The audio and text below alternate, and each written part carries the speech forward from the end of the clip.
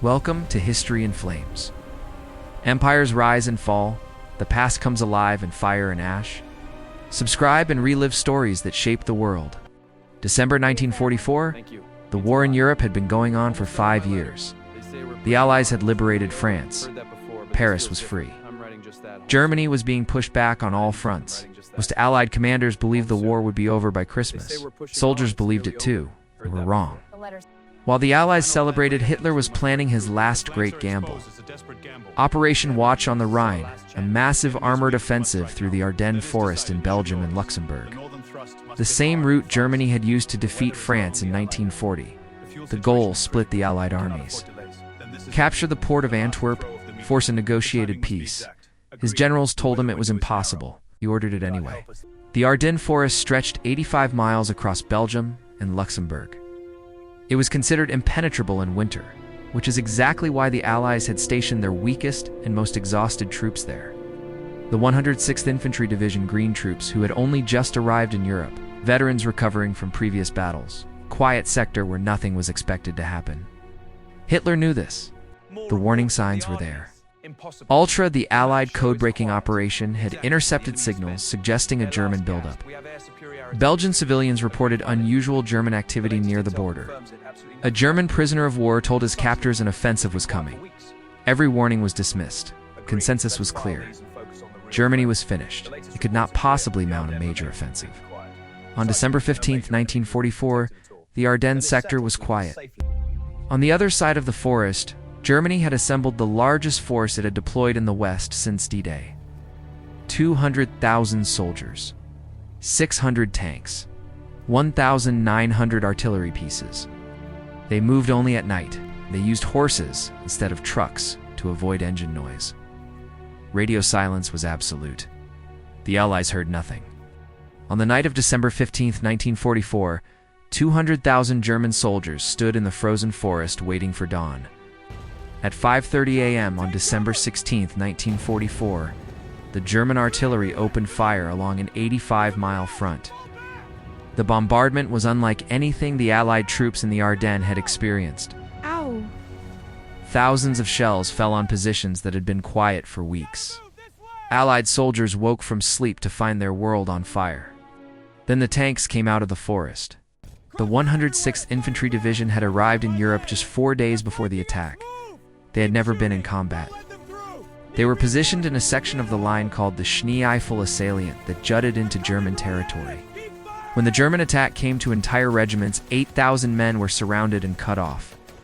It was the largest surrender of American soldiers since the Civil War. Leading the spearhead of the German advance was SS Colonel Johann Piper, 29 years old, and one of the most decorated and feared commanders in the German army. His Kampfruppe, a combined arms battle, group of tanks, infantry, and artillery punched through the Allied lines and raced west toward the Meuse River. He left a trail of destruction behind him, including the massacre of 84 American prisoners at Malmedy. On December 17, 1944, Piper's forces captured approximately 150 American soldiers near Malmedy. They were herded into a field. Then the SS opened fire. 84 Americans were killed. The survivors played dead in the snow for hours. When news of the massacre spread through the American army, something changed. This was no longer about Christmas. The men of the Allied armies understood exactly what they were fighting against. While other Allied commanders panicked, Eisenhower remained calm. In a meeting on December 19th, he told his commanders the present situation is to be regarded as one of opportunity for us, and not of disaster. Turn the situation, and let us have no more gloom. He then made 2 decisions that would determine the outcome of the battle. He would hold Bastogne at all costs, and he called Patton. Bastogne was a small Belgian town of 4,000 people. Its 7 major roads converged there. Whoever controlled Bastogne controlled movement through the southern Ardennes. The Germans needed it. The Allies could not let them have it. Into Bastogne went the 101st Airborne Division, the Screaming Eagles, who had jumped into Normandy on D-Day and fought at Market Garden. They had been resting in France. They were thrown into trucks and driven toward the sound of the guns. By December 21, 1944, Bastogne was completely surrounded by German forces. 18,000 American soldiers, the 101st Airborne and attached units, were cut off. They had insufficient ammunition, food, and medical supplies. Temperatures dropped to -20 degrees.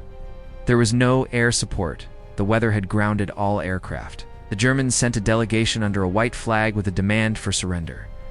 General Anthony McAuliffe read it and gave his famous reply. The German surrender demand was formal and polite. It offered honorable terms. It warned of annihilation if refused. General McAuliffe read it and said, "Aw, nuts." Then he wrote his official reply. One word, nuts. The German commanders were confused. They had to ask what it meant.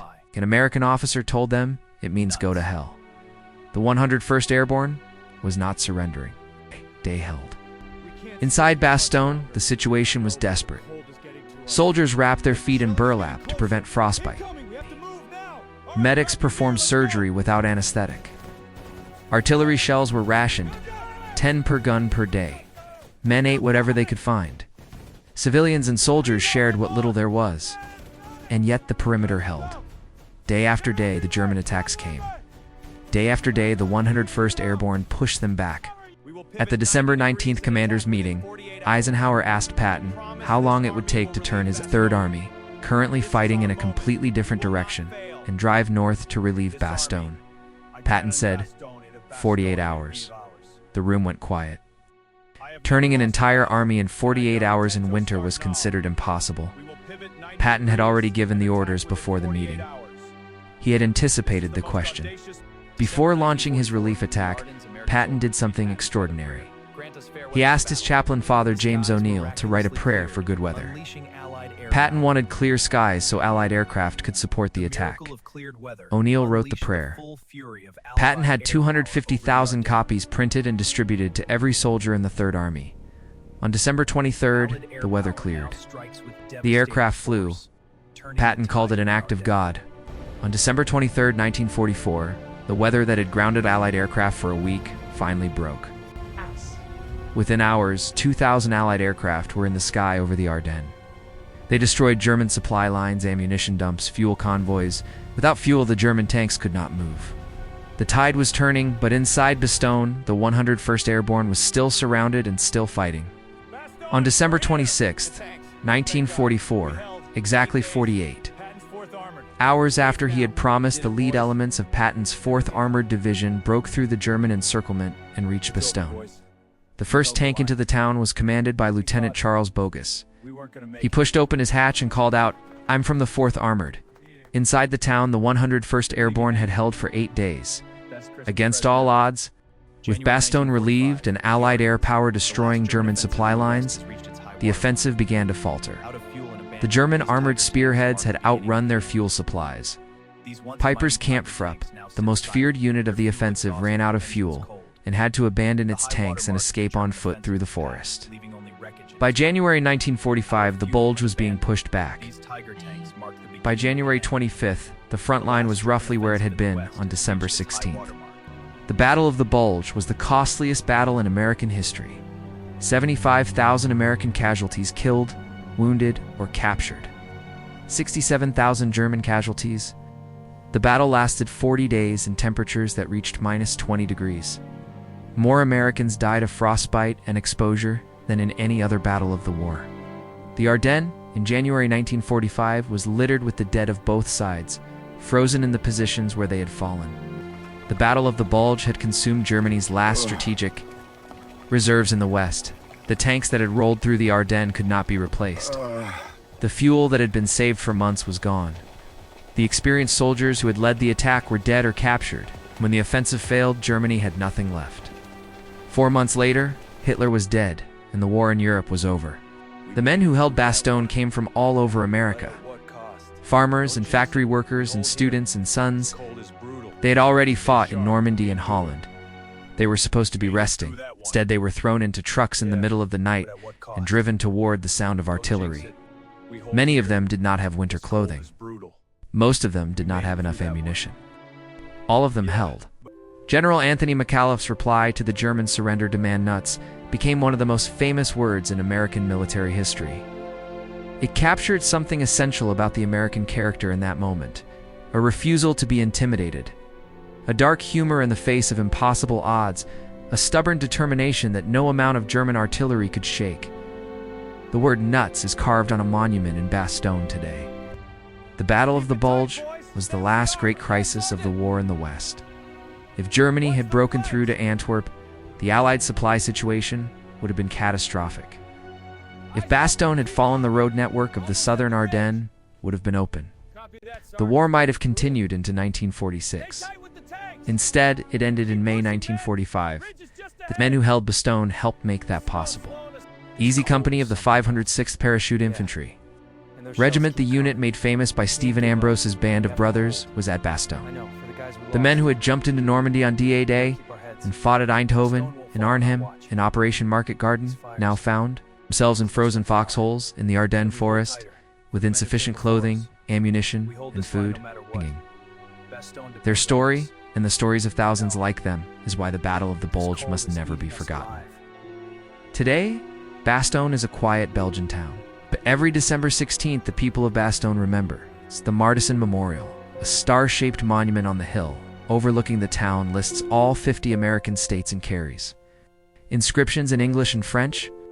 The town has never forgotten what the men of the 101st Airborne did for them in December 1944.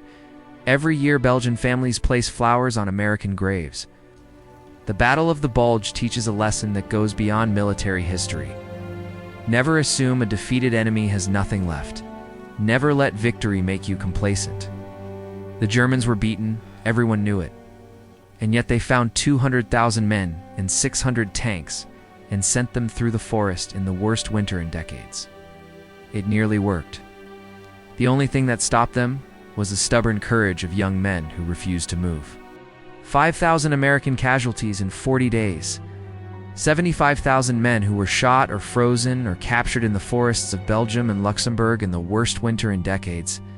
Most of them were very young. Most of them had been in Europe less than a year. Most of them had never expected to be soldiers. They became soldiers when they had to, and they held when it mattered most. When the Germans demanded surrender, the Americans said nuts. When the weather grounded their aircraft, they waited.